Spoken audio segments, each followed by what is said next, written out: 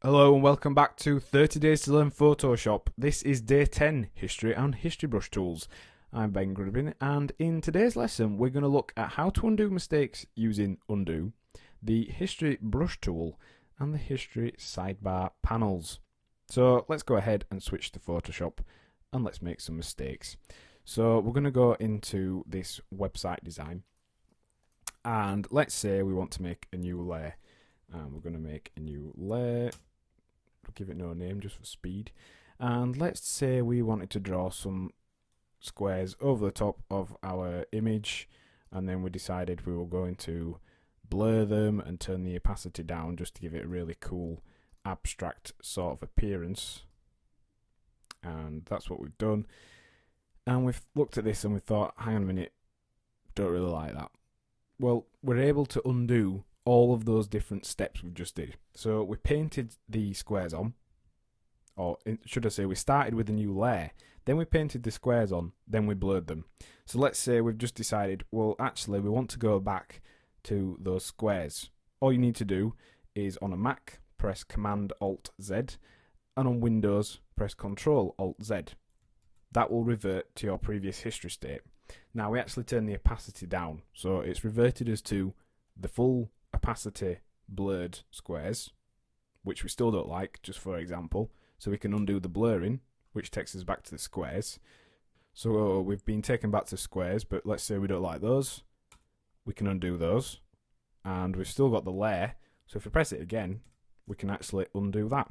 So that's how we use Edit Undo to work through mistakes, or just to revert back to something that perhaps we preferred before. If you want to go forwards, i.e. redo, press Command-Shift-Z, and we've made a new layer. Command-Shift-Z, we've painted on the squares line.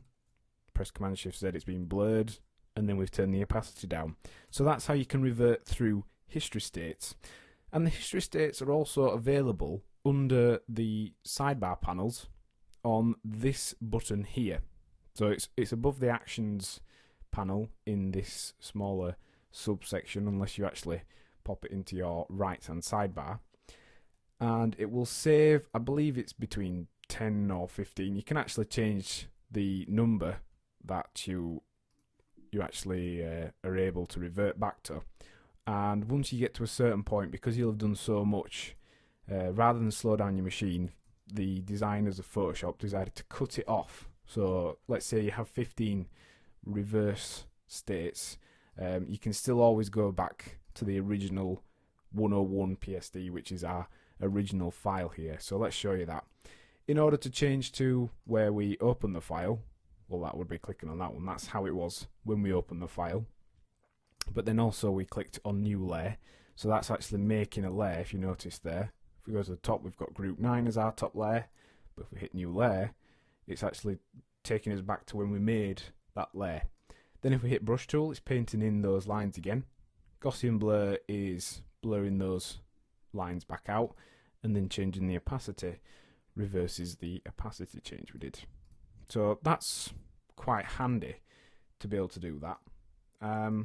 Now we're going to go to a picture now, just to show you something else we can use if we're making mistakes and we're able to reverse between them and such. This is a photograph. And if we just go ahead and quickly add a filter to it, this will allow us to be able to show you a nice contrast between the two.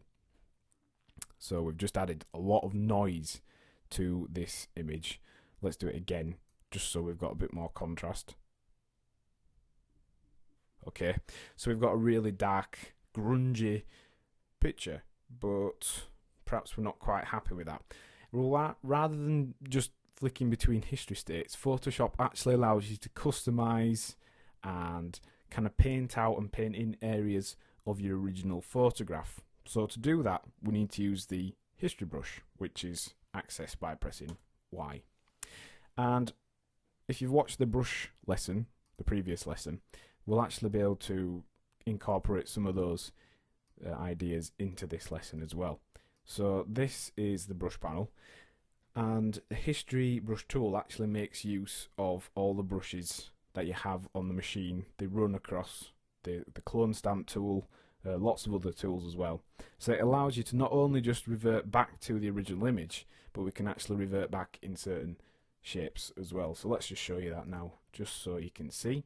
The history brush tool will actually remove this effect that we've added, and we'll go back to the original image. So that is the original image as it was when we opened it.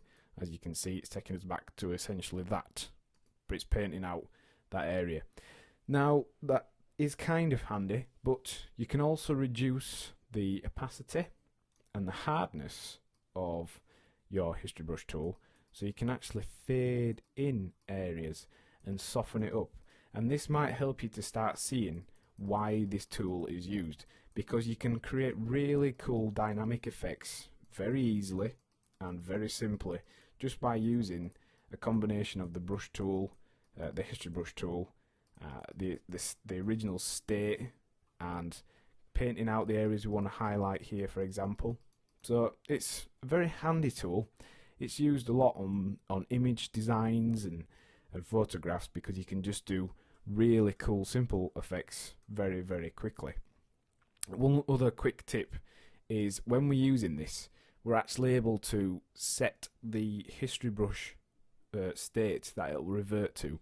Now currently it's the original image, so if we go back to our original image and let's say we make some adjustments to the levels, so we'll do that, just change the levels, make it look really contrasty and blown out a little bit, like so. We could then set that to be the image. So if we say, for example, we're really happy with that, and then we go ahead and make some more changes to it and do that again, and then we decide that we don't actually like that version, we can select the levels one by clicking this little icon here, and that sets that to the original version we're going to revert back to. So rather than it being this one, it'll be that one. So let's just show you, that's the original and that's the one we're reversing to, and then this one here is where we've started to paint out the area where we want to return to our image.